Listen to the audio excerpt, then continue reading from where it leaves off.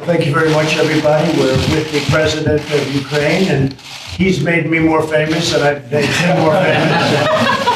I will say he's got a great reputation. He's very, very strongly looking into all sorts of corruption and some of the problems they've had over the years. I think it's one of the primary reasons he got elected. His reputation's absolutely sterling, and it's an honor to be with you.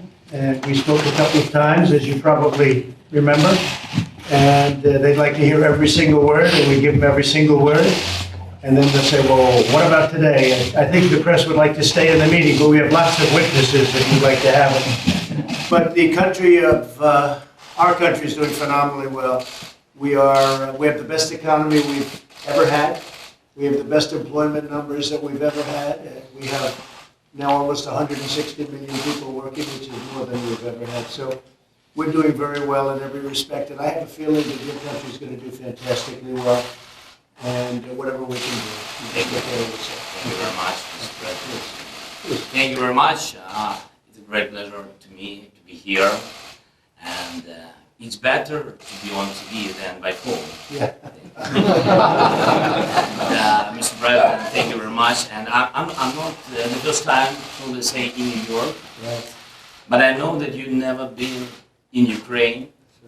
And your predecessor also, how to say it in English, didn't find time. So, can you give me a word that you will come to our great country? Well, I'm going to try. And I know a lot of people, I will say this, I know a lot of people from Ukraine, they're great people. And I owned something called the Miss Universe pageants years ago, and I sold it to IMG.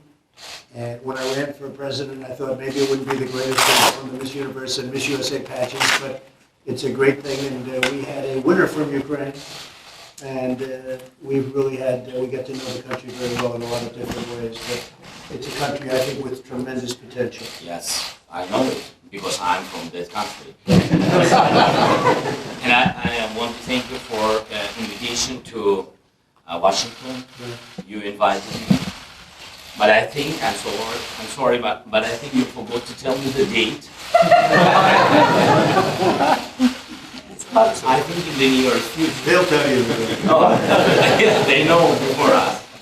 And I want to thank you, especially Mr. President, to USA, to your government. Like I said, that I know many people, many faces, like the second family after my Ukrainian family. We know each other. Thank you for your support. Especially now when we have two wars in Ukraine. The first one is with corruption, but we'll be winner in this fight, I'm sure. And my priority is to stop the war on Donbass and to get back our territories, Crimea, Donbass, Lugansk. Thank you for your support. In this case, thank you very much. Thank you very much, Mr. President. If you remember, you lost Crimea during a different administration, not during the Trump administration. So you have chance to help us. That's right, I did. But that was during the Obama administration that you lost Crimea. And I didn't think it was something that you should have, but it was done a long time ago, and I think it was handled poorly. But it's just one of those things. One of the elements that we discussed is the United States helps Ukraine, but I think that other countries should help Ukraine much more than they're doing. Germany, France, the European Union nations, they really should help you a lot more. And I think maybe together we'll work on that. They have to feel a little bit guilty about it because they don't do what they should be doing. You're very important to the European Union. You're very important, strategically very important, and I think they should spend a lot more in helping Ukraine. And they know that also, and they actually tell me that, but they don't seem to produce. So I'm sure you'll talk to them, and I'll certainly be talking to them. Thank you very much, Mr. President. Now I want to tell you that we now rule the new country. And I'm sorry, but we don't need help, we need support, real support.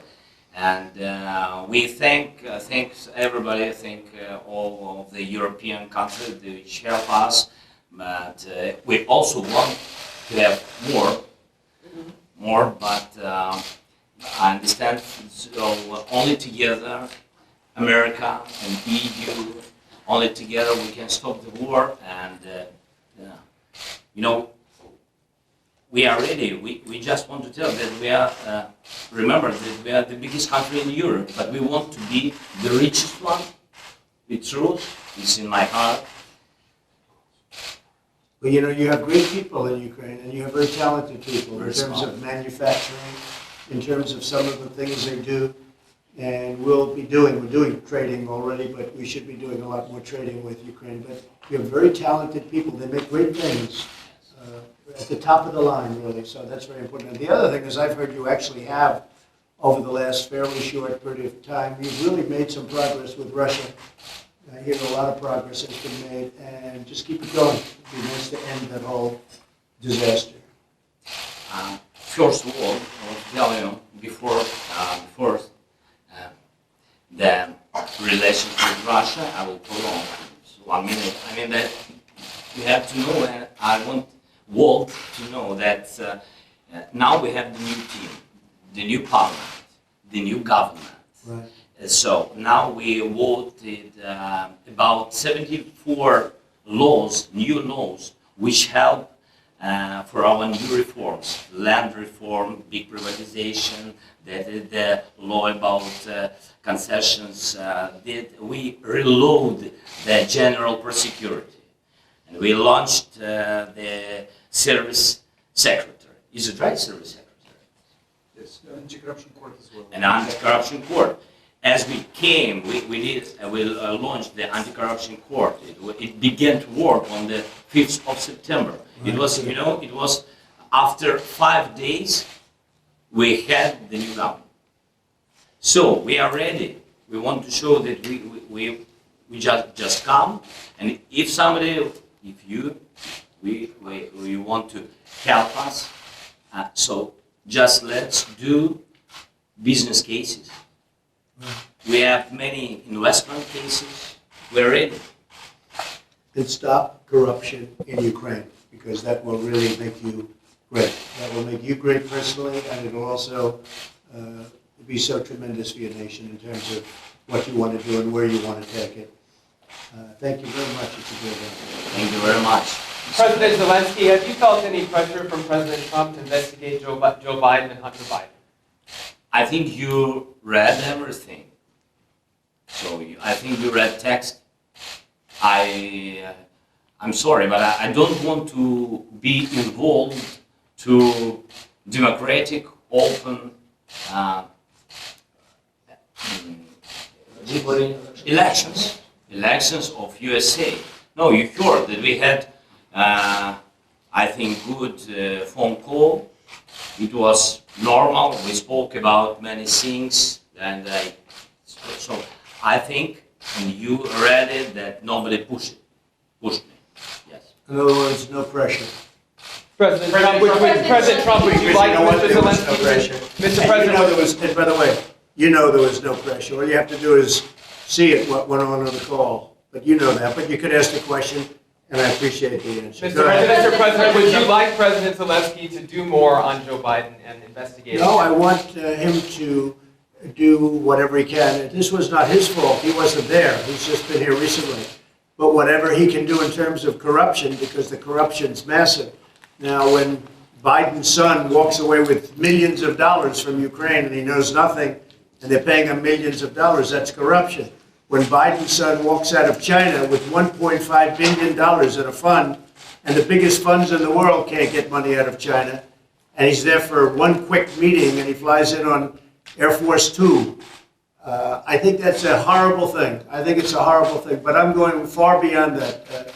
I know the president, and I've read a lot about Ukraine, I've read a lot about a lot of countries. He wants to stop corruption. He was elected, I think, #1 on the basis of stopping corruption, which unfortunately has plagued Ukraine. And if he could do that, he's doing really the whole world a big favor. And I think he's going to be successful. Mr. President, on Rudy Giuliani, why do you think it's appropriate for your personal attorney to get involved in government business? Well, you'd have to ask Rudy. I will tell you this, that Rudy's looking to also find out where the phony witch hunt started. how it started. You had a Russian witch hunt that turned out to be 2.5 years of phony nonsense. And Rudy Giuliani's a great lawyer. He was a great mayor. He's highly respected. I've watched the passion that he's had on television over the last few days. I think it's incredible the way he's done.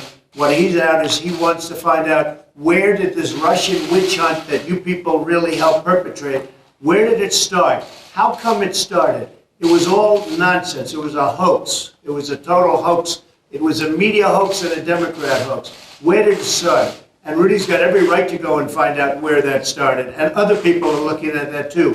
Where did it start? The enablers. Where did it all come from? It was out of thin air. And I think he's got a very strong right to do it. He's a good lawyer. He knows exactly what he's doing. And it's very important. Mr. President, do you believe that these emails from Hillary Clinton, do you believe that they're in Ukraine? Do you think this whole thing? I think they could be. Give me the 30,000 that she deleted. Yes. Yeah, I think they could very well. Boy, that was a nice question. I like that question. Because frankly, I think that one of the great crimes committed is Hillary Clinton deleting 33,000 emails after Congress sends her a subpoena.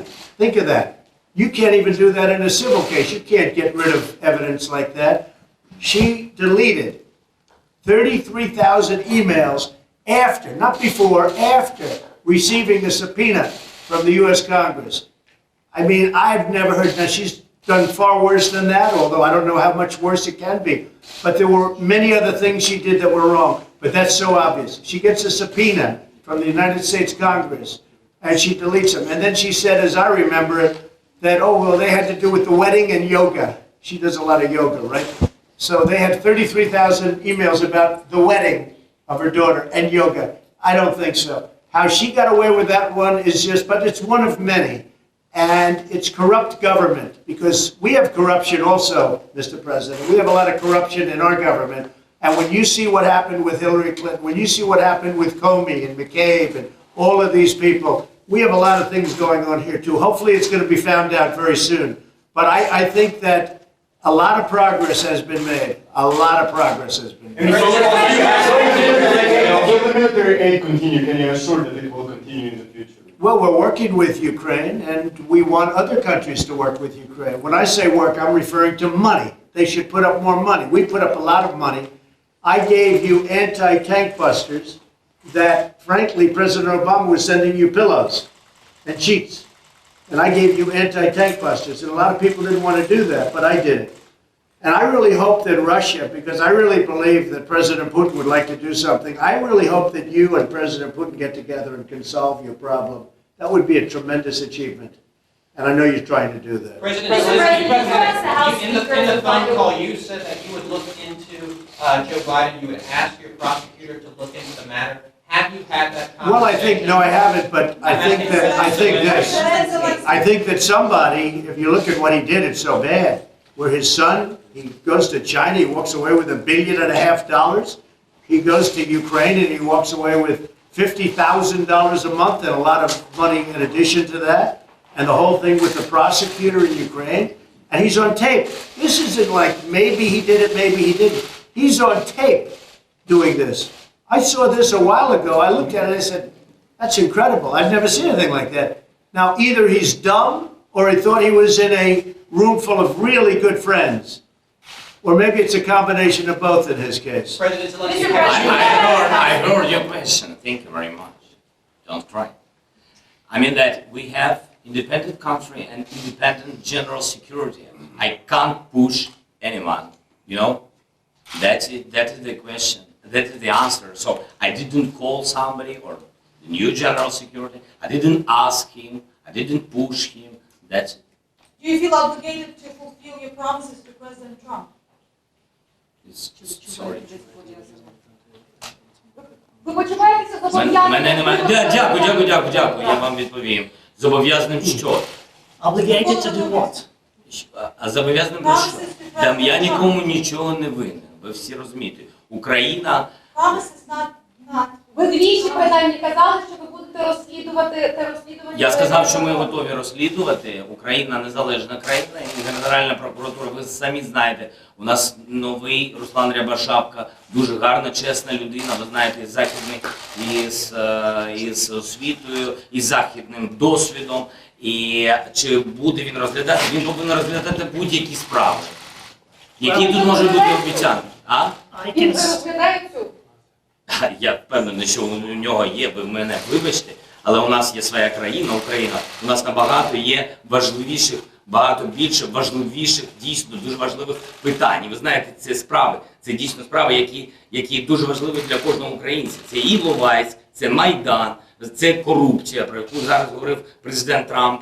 І ви знаєте, над чим він працює. Тобто, I'm sorry. Concerning the investigation, actually, I want to underscore that Ukraine is an independent country. We have a new prosecutor general in Ukraine, a highly professional man with a Western education, and he's free to investigate any case he considers and deems appropriate.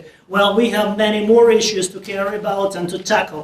We have Ilovaisk, we have Maidan, we have corruption cases, as President Trump rightly mentioned about that. So we know what to do and we know where to go, what to tackle. Mr. Attorney General will be involved in this matter? President Zelensky. Did you ask House Speaker Nancy Pelosi to find a way out of impeachment yesterday? Not at all. No. Look, she's lost her way. She's been taken over by the radical left. She may be radical left herself, but she really has lost her way. I spoke to her about guns yesterday. She didn't even know what I was talking about. She's not interested in guns. I'll tell you what, Nancy Pelosi is not interested in guns and gun protection and gun safety.